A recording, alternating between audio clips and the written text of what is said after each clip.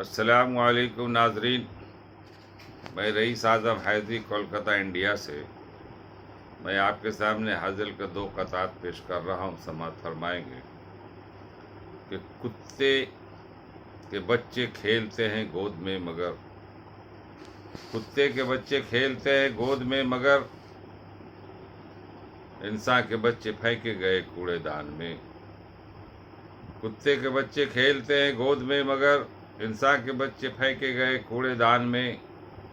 हिंदू सिता की क्या रही तहजीब है रईस, हिंदू सिता की क्या रही तहजीब है रईस।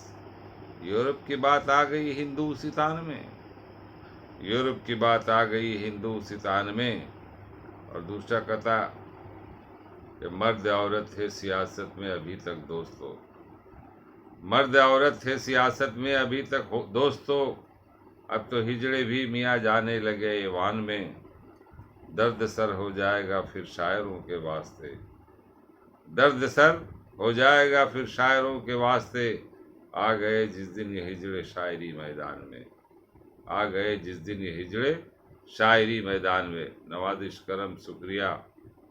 इस वीडियो को ज़्यादा से ज़्यादा लाइक करें, शेयर करें, सब्सक्राइब करें, आइकन बेल दबाकर। आपसे गुजारिश है फिर मुलाकात होगी। रईस आज़म हैदरी, शुक्रिया।